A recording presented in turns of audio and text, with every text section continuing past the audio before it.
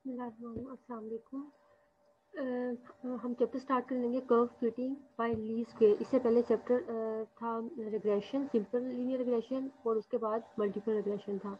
अब हम आगे कर्व फिटिंग बाय ली स्क्वेयर। सेम इसमें भी जो है स्ट्रेट लाइन तो आपकी सिंपल लीनियर रिग्रेशन की तरह की होगी। इसमें बेसिकली पर्पस है कर्व फिटिंग का ये कि हमने देखना है कि हमारा जो मॉडल है, हमने इसमें देखना होगा बेसिकली कि जो हमारा रिलेशनशिप है बिटवीन वेरिएबल्स के, वो लीनियर है या नॉन लीनियर है, या फिर स्ट्रेट लाइन है, या कर्वी लीनियर है। यानी कि आपने देखना होगा कि स्कैटर प्लॉट बना के आपके डाटा की शेप किस तरह से है। तो वो सिंपल लीनियर शो कर रहा है ट्रेंड, या फिर उसमें कोई पैराबोलिक ट्रेंड आ रहा है, या उसमें उससे हायर डिग्री का ट्रेंड आ रहा है, तो उसकी शेप उसके मुताबिक मॉडिफाई होगी और उसके मुताबिक उसमें मॉडल फिट करेंगे हम। ठीक है, बेस्ट फिट हमने देखना होगा कि बेस्ट फिट कौन सा है इसमें। अब सबसे पहले तो हम देखते हैं इसकी इंट्रोडक्शन में क्या है। Let us suppose that we wish to approximate describe a certain type of function that best express the association that exists between variables.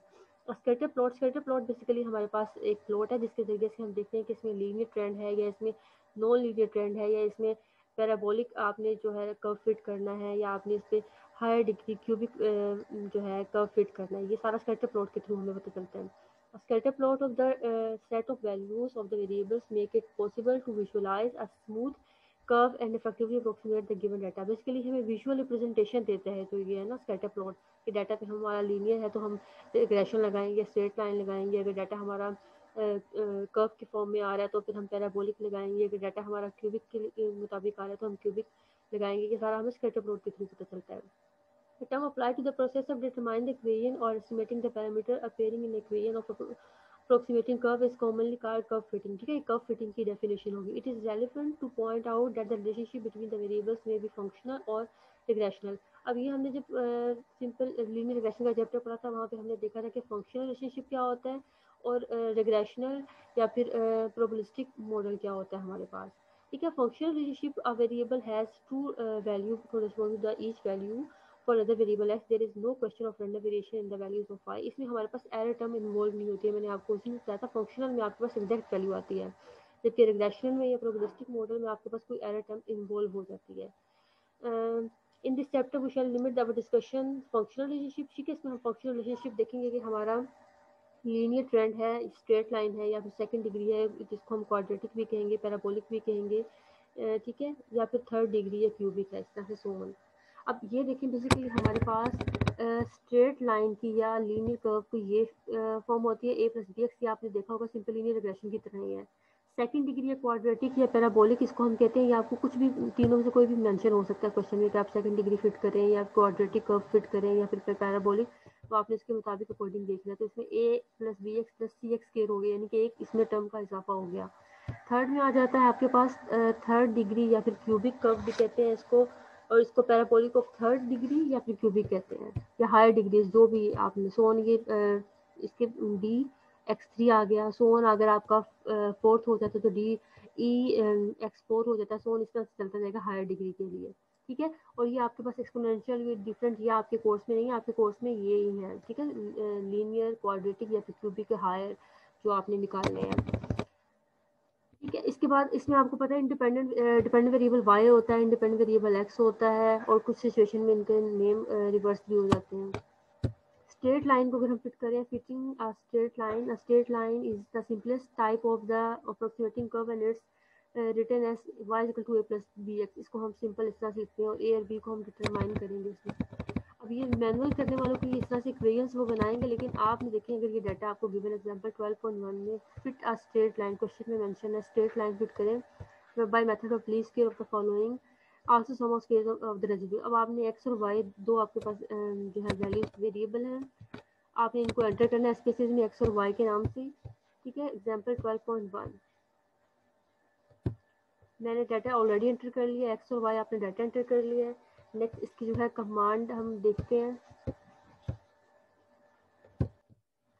ये आपके पास कमांड आ गई स्ट्रेट लाइन के लिए कर्व फिटिंग में। फर्स्ट हम देखते हैं स्ट्रेट लाइन। आपने एंटर किया एक्स और वाई को, एनालाइज रिग्रेशन पे गए, कर्व एस्टिमेटर पे गए, डिपेंडेंट में वाई को मूव किया, डिपेंडेंट में एक्स को, मॉडल्स में लीनियर, और ओके करके हमारे पास ये रिजल्ट आ जाएगा। इसको हम देख लेते हैं कैलकुलेट करके। सबसे पहले तो हम जाएंगे एनालाइज पर। एनालाइज से हम रिग्रेशन पर गए, रिग्रेशन से हम चले जाएंगे कर्व एस्टिमेशन पे, जो थर्ड जो ऑप्शन है। कर्व एस्टिमेशन के बाद डिपेंडेंट वेरिएबल में डिपेंडेंट को मूव कर देंगे और एक्स को मूव कर देंगे इंडिपेंडेंट में। नेक्स्ट इसके बाद आपने लीनियर लाइन मॉडल फिट करना है, तो मॉडल लीनियर पे क्लिक किया और ओके कर दिया। अब यहाँ पे आप देखेंगे आपके पास जो है ये मॉडल फिट होके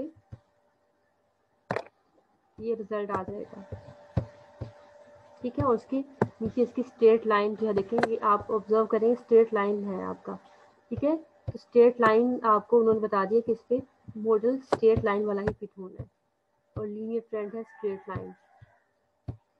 अब यहाँ से आपके पास जो है अगर आप देखें तो आर स्केल की वैल्यू आ जाएगी, एफ की वैल्यू आ गई,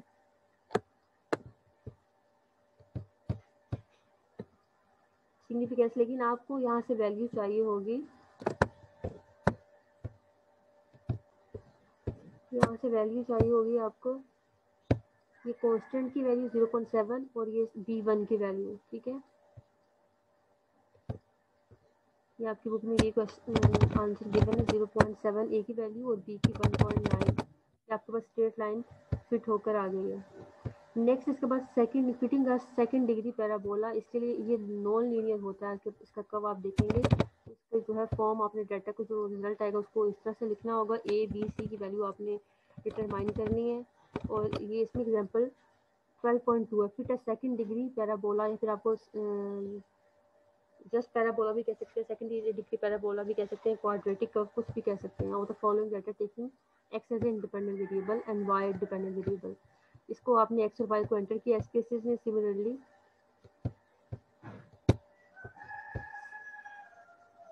12.2 हम इसकी कमांड भी सेम ही है।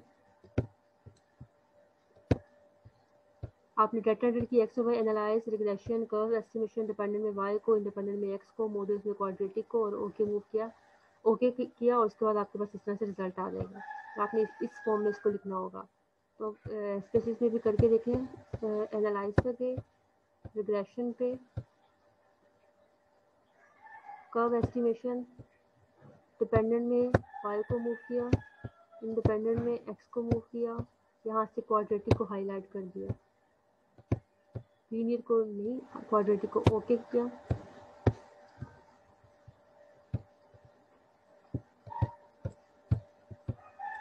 ये आपके पास आउटपुट आ जाएगा इसका, model summary and parameter estimates. ये देखिए क्वाड्रेटिक, आपने देखिए इस तरह से इसकी शेप बनेगी, ये लीनियर नहीं है, ये नॉन लीनियर है और क्वाड्रेटिक है।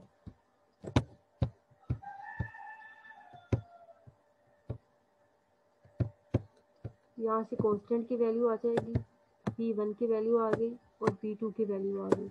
इनको आपने अपने मॉडल में फिट करके लिख लेना है।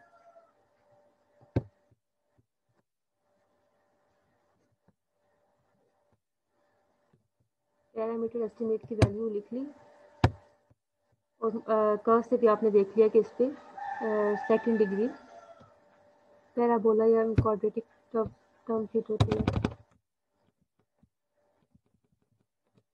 इस तरह से आपने लिख लिया इसको रिजल्ट को। नेक्स्ट इसके बाद थर्ड एग्जांपल को भी एज इट इज़ करना होगा आपने सेम इसी पैटर्न पे, लेकिन अगर आपके पास fitting higher degree parabolic curves आते हैं, अगर आपने थर्ड डिग्री करना हो, फोर्थ डिग्री करना हो या उससे सोन आगे करना हो, तो उसके लिए क्या करना होगा। उसके लिए भी हम ये जो है पहले मैं आपको कमांड दिखा दूँ, फिर उसके बाद सेम इसी रिजल्ट पे इसी डाटा पे कर लेते हैं। हायर डिग्री पैराबोलिक कर्व्स, आपने एक्स और वाई एंटर किया, analyse regression curve estimation, dependent में वाई को मूव किया, इंडिपेंडेंट में एक्स, मॉडल में आपने क्यूबिक को हाईलाइट कर लेना और ओके। इस तरह से आपके पास मॉडल आ जाएगा, ये फर्स्ट वैल्यू के लिए, ये सेकंड स्क्वायर और ये थर्ड के लिए, और ये constant. Example 12.2 analyse regression curve estimation, यहाँ से आपने इसको क्यूबिक को हाईलाइट कर लेना, क्वाड्रेटिक को नहीं। जो आपको मॉडल रिक्वायर होगा, logistic, exponential, inverse, logarithmic, power, कुछ भी अगर आपको चाहिए होता है तो आप वहाँ से इसको हाईलाइट कर लेंगे। बाकी सारा डाटा एंटर करना और जो है डाटा को मूव करना सेम एज इट इज़ है। क्यूबिक को हाईलाइट किया, ओके किया, यहाँ से आप देखेंगे कि आपके पास क्यूबिक के लिए कर्व किस तरह से आ गए, क्यूब की फॉर्म में इस तरह से कर्व बनता है इसके लिए। और ये आपके पास वैल्यू आ गई कांस्टेंट b1 b2 और b3। इस तरह से ये मॉडल जो है आप पैरामीटर लिख लेंगे और आपको स्ट्रेट लाइन फिट करना, पैराबोला, थर्ड पे आ गया क्यूबिक, या इससे हायर कुछ भी आपने अगर करना हो तो आप इस सेम कमांड के थ्रू यहाँ से रिजल्ट देख लेंगे और उसकी शेप से जो है आइडिया लगा लेंगे कि इससे कौन सा मॉडल जो है वो बेटर फिट रहेगा। आई होप आपको ये क्लियर हो गया। अगर कुछ नहीं समझ आया तो आप पूछ सकते हो। इससे रिलेटेड क्वेश्चन है आपके पास 12.1 का सी पार्ट, 12.2 का भी सी पार्ट, 12.3 का बी पार्ट, 12.4 का बी पार्ट, नेक्स्ट 12.5 का बी पार्ट, 12.6 का सी पार्ट, 12.7 का C part, second degree parabola, 12.8, 12.9, 12.10, 12.11 में स्ट्रेट लाइन और सेकंड डिग्री दोनों फिट करने हैं। नेक्स्ट इसके बाद रेजिड्यूल से कैलकुलेट करना है इन टू केसेस। इसके बाद 12.12, 12.13,